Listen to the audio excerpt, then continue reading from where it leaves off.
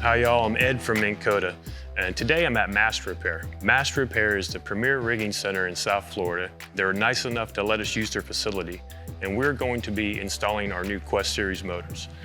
Let's get this Terrova unboxed, and we're going to show you everything it takes to safely and securely mount it to the front of your boat. We're going to go through it all, but first we're going to talk a little bit about the Terrova shaft length and application. This is a 28-foot center console boat. When it comes to selecting the shaft length, we kind of looked at the dimensions on the bow, how high the bow rail is to the water line. 87 inches is appropriate for this boat. If your bow tends to come up a little bit more, this one sort of drops down, you may want to go to the 100-inch. So for our application, this is going to be perfect. So included in the box, we have our new design prop. This is the torque prop. Every Minn Kota motor comes out of the box, one boat network ready. Comes with our Ethernet cable. In your goodie bag of installation hardware, we have the adapters to adapt your Ethernet to the helix units. This also contains your prop nut, shear pin, and washer. The trolling motor remote. This is a big upgrade. It also comes with your stabilizer bracket. So when you're running, it holds the motor secure. We have the quick start guide. These motors are a little bit different than the motors you're familiar with in the past, so this is a nice piece to have. It'll tell you how to set it up completely. Once we get it installed and powered up, we're gonna walk through this. We have the installation manual. We're gonna walk through that. That's included. This is a handy item. This is a nice waterproof cheat sheet. I'm just gonna cover the tools you're going to need to get this motor on the front of your boat. We have a number 3 Phillips screwdriver, drill motor 3/8 drill bit, needle nose pliers, an awl or a punch, somehow to mark where you're going to be drilling, 9/16 open end or box wrench, 9/16 deep well socket, and a second person to help. There's a couple other things we're gonna need too. So a plug. This MKR 28 is a really, really high quality plug. It's waterproof. When you're not using it, it has a cap that screws over and covers it. And you're going to need a circuit breaker. This is a 60 amp waterproof Minn Kota circuit breaker. This is basically everything we need. Now we're gonna take a look at the different options we have for mounting brackets, quick release brackets. Every application is going to be a little bit different. One thing to remember is the bolt pattern is going to be different between our brush motors and our brushless motors. The first thing I'm going to show you is a couple different mounting brackets. This is our deck reinforcing bracket, and it's helpful, has a variety of holes, so depending on your application, you're going to find holes that'll work for you. This you can shift forward, back, whatever your application calls for. On our install today, we need to shift that motor a little bit further forward. This is a custom bracket made by Mike at Master Repair. This is pretty heavy duty. It's a 3/4 inch aluminum powder coated bracket, and this is gonna give us the ability to push the motor forward, but also give us ample mounting holes. So this motor is secured to the bow of that boat. We're in rough seas, we want this thing not budging. On either bracket, you may want to use a quick release bracket. That's going to allow you to pull that motor off if you're going to take it home, store it. There's a couple different options here. Our slide and quick release bracket. So this bracket, you're going to be able to not only slide it back, and you can leave it locked in this position, just pulled rearward, or slide and remove it from your boat.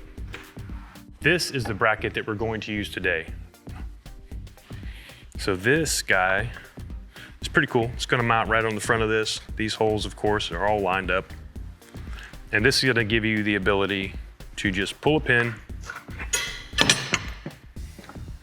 lift your motor, which is gonna be mounted to this off.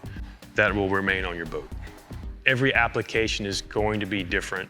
And with the bigger center console boats, we found that there's a lot of different bow shapes, design, things to work around. So a custom bracket is key. First step is we're just gonna put a couple bolts in here real quick to hold the puck. Any of this stuff, even if you're only putting 1 or 2 in to temporarily hold it, you wanna use the anti-seize. Stainless on stainless can gall, and then it's a problem.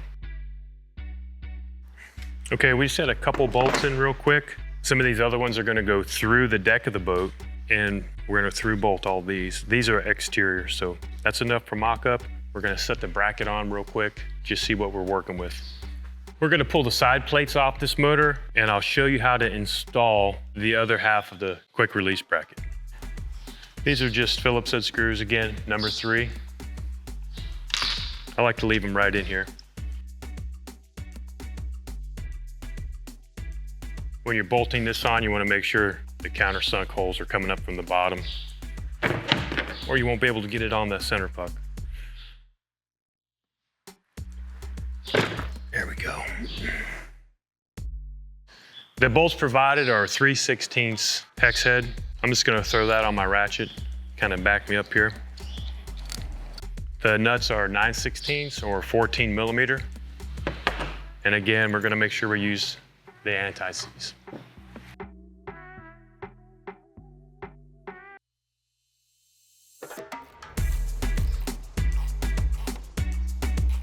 On the Terrova, you're gonna have to remove this spring. This is gonna help you get this next bolt in. Easy, pair of needle nose. There's not a ton of tension, and I usually just lay it off like that. Again, that just gives me just a little more room to access this here. I'll leave the bolt all the way in, not push through the bracket, and then I'll slide the nut kind of over it, hold it with one finger, keeps it square, and it starts nicely on the threads. No cross threading. Throw this spring on real quick. Roll it over and repeat.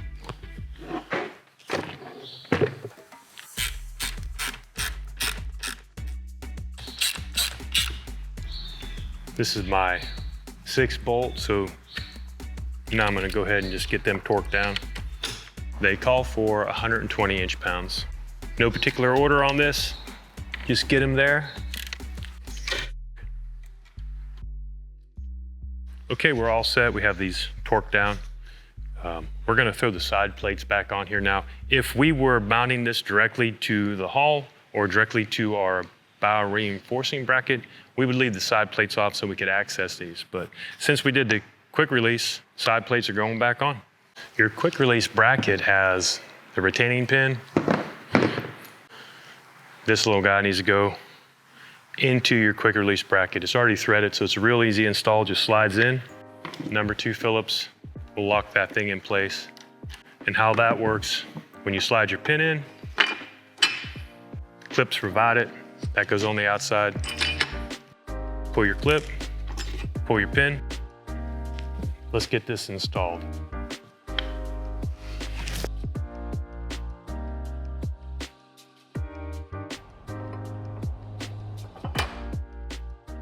Now that this motor's up here, we have a couple considerations here. There's a notch in the extrusion on the base plate. That needs to be clear of the rub rail. Ultimately, we're trying to achieve about 1.5 inches of clearance between the steering motor and your rub rail. Now, the other consideration is the head position. So we don't want this head sticking way out past the gunnel, or you might come in contact with a dock or a piling. So we're looking pretty good shape here. We have anchor lockers, we have rod holders, we have bow eyes, a lot going on up here. There's quite a bit to take into consideration, but pretty good shape right now. Pull the trolling motor, obviously. We have our bracket marked up. We like to use some painter's tape. Kind of mark your outline of your bracket. Our quick release puck is already bolted onto the bracket with a couple, and some of these we're gonna share with the bracket and go completely through. So we're gonna gain extra holes, securing everything to the top deck of the boat. So right now I'm gonna grab my drill motor, my 3/8 drill bit, and we're gonna pop a few holes in here and get started. I'm gonna drill one, drop a bolt, drill another one, drop a bolt, keep my line up. And I think I'm gonna start right here.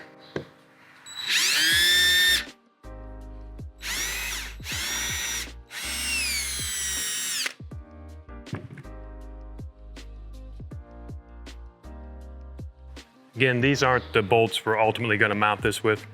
We're just using this to help hold it in place while we drill the rest of them.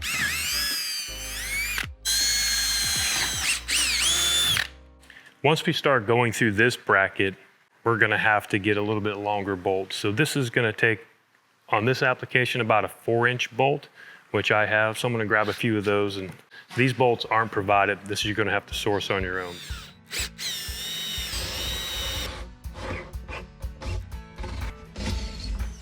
You know, we're always trying to get as many bolts as we can possibly on here to secure this. So I'm gonna be in pretty good shape. I'm gonna have at least 7 bolts through bolted to the deck of this boat. What I'm gonna do next is remove this bracket, clean everything up. We're provided with a lot of goodies here, and we're not gonna use everything. A couple things I'll show you is these rubber spacers. If you were in fact just gonna do a direct to the hull mount, you may wanna put these on to elevate it, kind of protect the hull of the boat. With our bracketry that we're using, we're not gonna use these. But we also have our backing bars. So this is gonna give us a lot of reinforcement. These are gonna go on the back side of these bolts, and then our nuts are gonna go right on top of that. And remember, everything we do when we're stainless on stainless, we're gonna use anti-seize on everything. So don't forget. So I'm gonna seal these holes up. We're gonna dab all these holes, seal them up tight, keep that water intrusion out, and bolt this bracket on and get the motor on. Okay, just dropping our bolts into the pattern here, and we're gonna put a few in and get started. Nothing's gonna get snugged up yet until everything's in. That'll help you get everything lined up and fall into place a little more easily. I'm gonna throw on the backing bars with our lock nut. And again, this is all just gonna be kind of finger tight for now until we get everything in.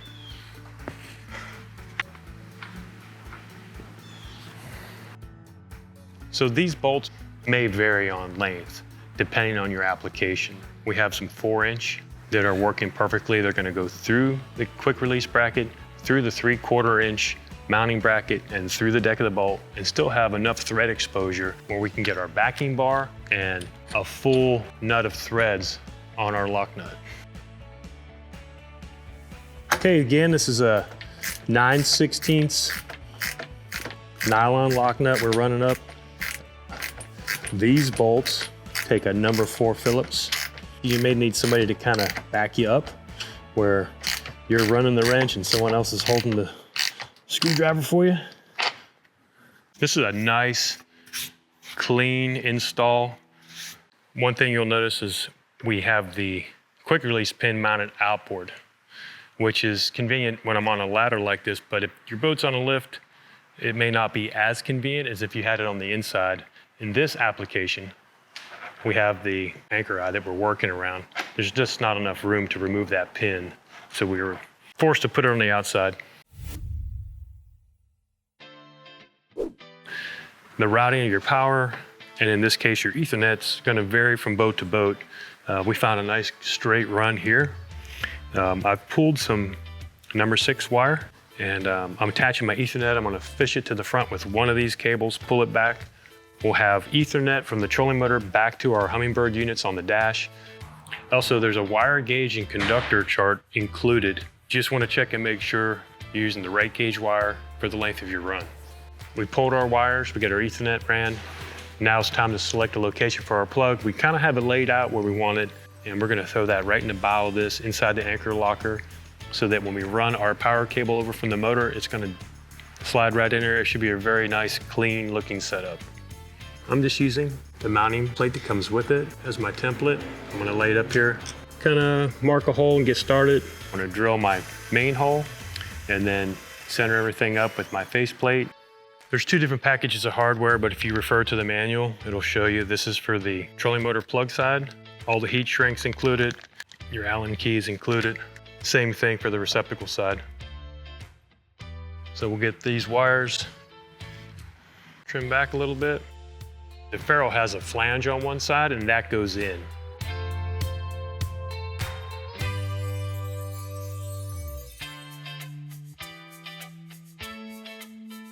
The wires are already staggered on the receptacle side. This is something that we always used to do, and the plug comes that way. That way, if there's any rubbing, abrasion, and somehow the insulation gets rubbed through, you're not making direct contact, completing the circuit. Heat shrink is included. So at this point, before I make my final connection here, I've slid the heat shrink onto the wire. Doesn't really matter what side you go with it. It's big enough to slide over. make a good, solid, watertight connection. I want to kind of feel that out and make sure it's equal amount of heat shrink on either side of it. Once I'm confident, grab my torch. I'm just going to keep moving. I just take my time with this and I work from the inside out. Never sit in one spot too long, keep it moving. You can kind of see how the adhesive has kind of oozed out the end there, and that's going to make a really nice watertight connection. Get our positive side hooked up and repeat the process. All right, now we're going to slide it in, get the faceplate mounted, get this thing secured here.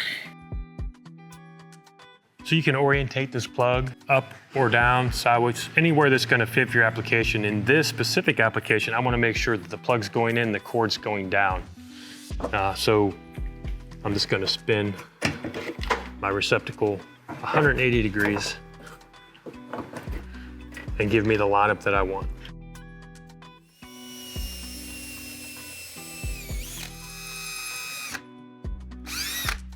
Holes drilled for the receptacle. Just gonna hit them really quickly with this countersink bit. Just opens them up. Prevents any cracking, chipping of the gel coat, just a little something extra. All right, now we just need to do the motor side. So we're gonna work on the plug here quickly. These are the I-rings that are provided with it. We're gonna snip those off and make the good connection here with our Minn Kota plug. This comes staggered, so I'm gonna cut these accordingly. My positive is gonna be a little bit shorter in this case. So just kind of roughly mark it so it lays out nicely and the wires are nice and tight. Snip these off real quick.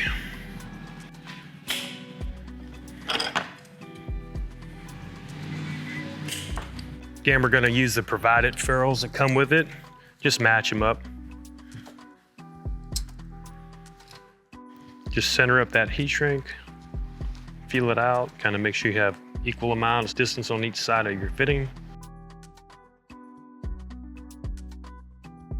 Cool. We have really nice connection here. What's really nice about this plug is once you plug it in, you screw it down tight and it is completely sealed. Okay, we're looking pretty good. We have our plug in, cleaned up the wiring a little bit there. We have to make our Ethernet connection, and we're gonna do that now. Remember to leave yourself a little bit of slack. Before I make it look too pretty, I wanna be able to stow and deploy the motor, make sure I have what I need slack-wise, then I can button it up and make it look nice. I usually just run it up these coils. Here we go. Have a little cap on it. There's a little key in here, corresponds to your female side. You just want to make sure you line that up. The pins are fragile. You don't want to be putting this in incorrectly or forcing anything. So if it's not going, take a little look and see what you got. Kind of keyway in there. Get it close, rotate it lightly till it wants to go. So the other end of this cable will connect directly to your Solex or your Apex unit, and provided in the packaging is the adapter if you're running a Helix. There you go, connection's made. There's a specific spot for a tie wrap. It's in the instruction manual. Second coil down, so I think it's gonna go right here. I have the zip tie on here. I just wanted to make a note that it says finger tight. You just don't want to overdo it to damage any of the Ethernet wiring there. So finger tight, I can still rotate it, but it's still gonna hold that cable in place. Remember, we're gonna leave ourselves just a little bit of slack, make sure we have what we need, then we can wrap it up and make it look real nice. When I'm all done, both these lines run in the anchor locker here. Real nice clean setup.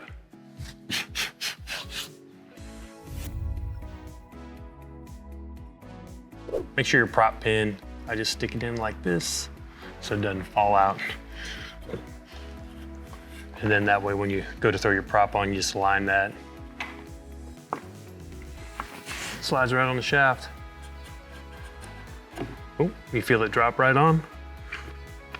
Have your washer, your prop nut, 9/16. We're just gonna snug this thing up. You don't want to overdo this. Right there, there we go. Props on. We've installed an 87-inch Terrova on this big center console. We want to include the stabilizer bracket. The stabilizer bracket is included with all long shaft Quest motors. So just a few tools needed. What's pretty cool is on the box, there's actually a template that we'll use. Lines up where we're gonna be making our drill marks, included number 8 screws. We're just gonna position it on the shaft of the motor. I'm gonna cut this out. I have a thin wheel grinder here because we're going to make an adjustment now. This is a tool that I have to use today. I can use a hacksaw, something to make the height of this exactly what we need for our application. So we do have some wiggle room here. We can slide it fore and aft to figure out exactly, fine tune it. One thing to consider, this is a quick release base. You know, this little screw here, if you want to pull this thing completely off, that's all that's going to be left on your boat.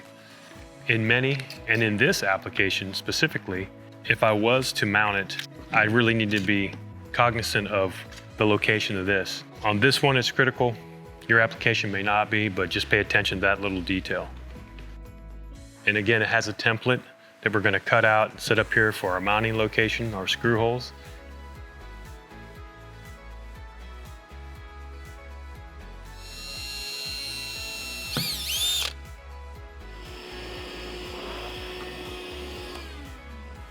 Drilling a hole, fiberglass boat, we want to make sure it's nice and dry, no water gets in.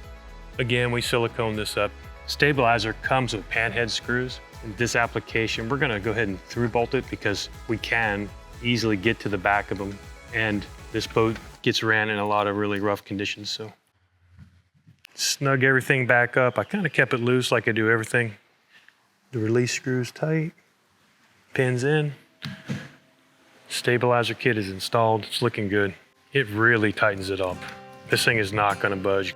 And when you're there, and you're ready to do your thing, boom, out of the way.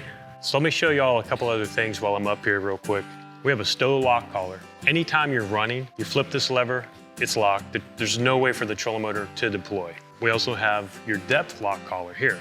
Years past, you would slide it all the way down, lock it when you're running, you get where you're going, you slide it back up and relock your depth. Doesn't have to be that way anymore. Just flip that lever, you're locked in place. We also added a coil cable slider. This keeps your cable from bouncing up and down and impacting the deck. So a few different things here, but just enhance the performance of the Terrova. So we just finished rigging up our batteries. This is a critical part. You wanna make sure you're using a 60 amp breaker. So the next thing I wanna do is I'm gonna check my plug here. I wanna make sure I have 36 volts, and then we're gonna power this thing up and get going.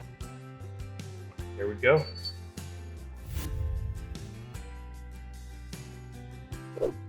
We're gonna walk through the quick start guide. This is included with your motor.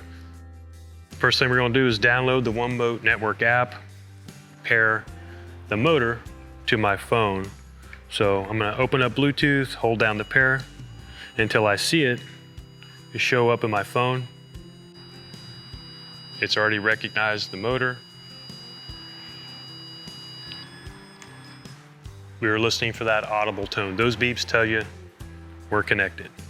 Now I'm just gonna pop back over to the app. All right, there's my motor. It's telling me it's stowed. First thing we're gonna do is perform the keel offset procedure.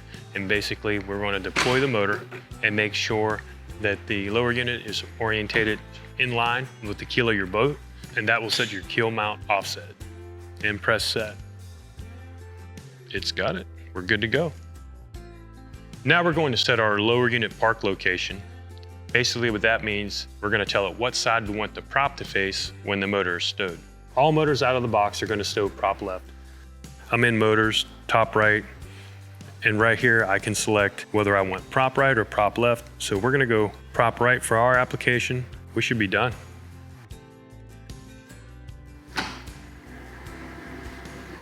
There you go. I'm really happy with how everything looks. These motors come with a 3-year warranty. Be sure you go online and register to get that 3rd year. To do that, you're going to need your serial number, which is located on the left part of your inside bracket. If you're thinking about upgrading your rig, check out the new Quest Series motors.